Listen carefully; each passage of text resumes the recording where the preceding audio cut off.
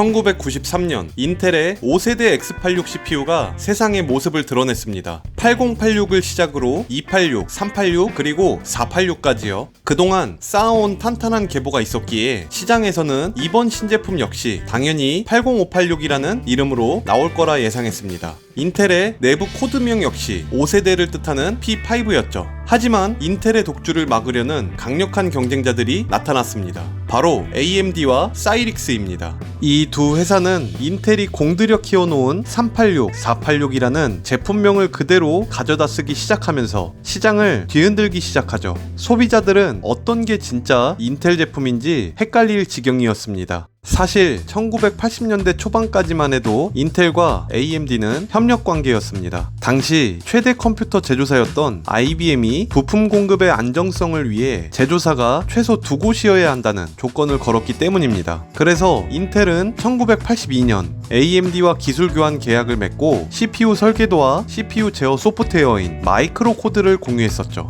그리고 인텔 3세대 CPU인 80386 시대에 접어들면서 PC 시장이 폭발적으로 성장하면서부터 인텔은 독점 이익을 위해 AMD의 기술 제공을 거부하고 독자 노선을 걷기 시작했습니다. 사실 인텔의 것을 그대로 가져다 썼다기보다는 AMD에서는 리버스 엔지니어링 등을 통해 인텔 칩과 완벽하게 호환되는 AM386, AM486 제품을 만들어 시장에 출시했습니다. 인텔의 독점을 깨고 호환 칩들이 가격 경쟁력을 무기로 시장에 들어왔죠. 참다 못한 인텔은 결국 자사의 브랜드 가치를 지키기 위해 경쟁사들을 상대로 법정에 서게 됩니다. 바로 그 유명한 숫자 상표권 소송의 시작이죠. 이 싸움은 IT 역사뿐만 아니라 상표법 역사에서도 엄청난 이정표가 된 사건입니다. 인텔 입장에서는 회사의 미래를 걸었던 단판 승부였죠. 인텔이 제기한 소송은 크게 두 가지입니다. 상표권에 대한 분쟁과 마이크로 코드 저작권 분쟁으로 두 갈래로 나뉘어 진행되었습니다.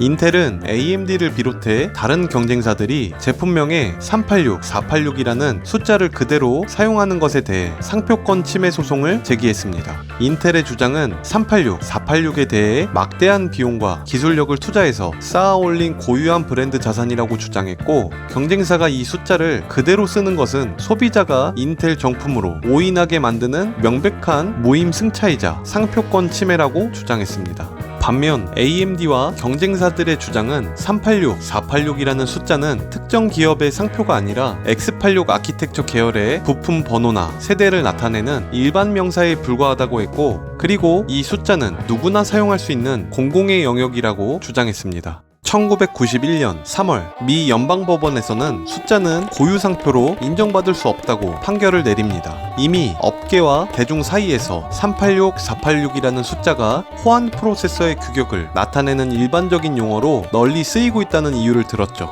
두 번째 제기한 소송은 인텔은 AMD가 자사의 핵심 자산인 마이크로 코드를 훔쳤었다며 저작권 침해 소송을 제기했습니다. 하지만 과거 1982년 인텔은 AMD와 기술 교환 계약을 근거로 맞서 싸웠습니다. 이 문제를 이해하려면 먼저 서로 맺었던 크로스 라이선스 계약의 배경을 알아야 합니다.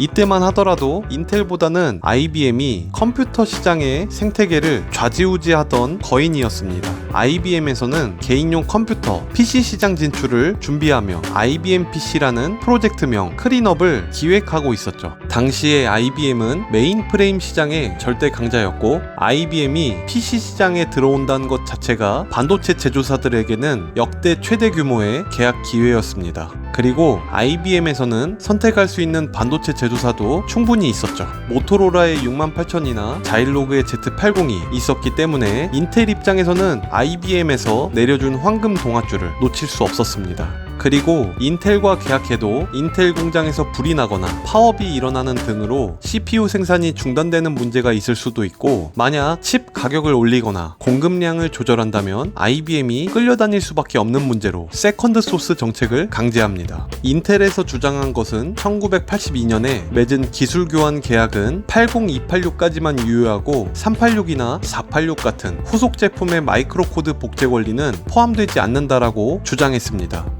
반면 AMD에서는 386과 486은 결국 286 아키텍처의 연장선이자 파생 제품이기 때문에 과거 계약에 따라 마이크로 코드를 사용할 정당한 권리가 있다고 주장했습니다. 이 마이크로 코드 분쟁은 무려 7년 넘게 이어졌습니다. 주법원, 연방법원, 중재위원회를 거쳐 판결이 뒤집히기를 반복하는 극심한 진흙탕 싸움으로 전개되었었죠.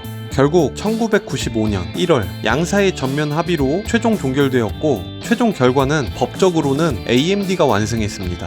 하지만 사업적으로는 인텔의 판정승이라는 이상한 결말을 맺게 되죠. 이유는 AMD가 불법 복제 칩 제조사라는 오명은 완전히 벗었습니다. 하지만 가장 중요한 조건으로 AMD는 앞으로 출시할 모든 차세대 CPU에 인텔의 마이크로 코드를 단 한 줄도 쓰지 않고 100% 독자 개발한 코드를 사용하기로 합의했습니다. AMD는 당시 승리하면서 X86 칩을 영원히 만들 수 있는 근거는 얻게 되었지만, 인텔의 코드를 단 한 줄도 쓰면 안 된다는 합의 조건 때문에 기술적으로 엄청난 고난의 행군이 시작되었죠. 반면 인텔에서는 7년간 수천만 달러의 소송비를 쓰고도 법적으로 AMD를 제거하는 데 실패했습니다. 하지만 경쟁사에 발을 묶는 데는 성공했으니 사업적으로나 마케팅 측면에서는 남는 장사였습니다. 결국 1991년 소송에서 완패한 인텔은 당시 한창 개발 중이던 5세대 프로세서 P5를 원래 계획대로 80586으로 출시한다면 법원 판결에 따라서 경쟁사가 똑같이 586으로 출시가 가능했기 때문에 숫자 네이밍을 과감하게 버렸습니다. 그리고 법적으로 완벽하게 상표권을 보호받을 수 있는 고유한 독점적 단어를 만들었죠. 그리스어로 O는 펜티입니다. 그리고 여기에 요소 또는 물질을 뜻하는 라틴어 이움을 선택하죠. 이 둘을 합성하여 만들어진 이름이 바로 그 유명한 펜티엄이에요. 인텔에서는 펜티엄 출시와 함께 인텔 인사이드라는 대대적인 브랜드 마케팅을 전개하면서 소비자가 숫자가 아닌 인텔이라는 브랜드를 직접 보고 컴퓨터를 고르도록 시장의 판도를 바꾸어 버렸죠. 그리고 독점적인 지위를 굳힌 인텔은 이후 또 다른 전략을 구사하기 시작하죠. 아시다시피 소켓 규격의 변경입니다. 인텔은 CPU의 성능 향상과 안정적인 전력 공급이라는 기술적인 명분을 내세워 세대마다 소켓을 발빠르게 전환했습니다. 경쟁사인 AMD의 추격을 따돌리기 위한 고도의 잠금 전략이기도 했죠. 하지만 시장을 꽉 쥐었다고 믿었던 이 소켓 전략은 훗날 인텔의 발목을 잡는 거대한 부메랑이 되어 돌아옵니다. AMD는 인텔이 버린 구형 소켓 유저들을 끝까지 챙기며 우리는 메인보드를 바꾸지 않아도 업그레이드가 가능합니다 라는 메시지로 조립 PC 시장과 매니아들의 민심을 흡수하게 됩니다.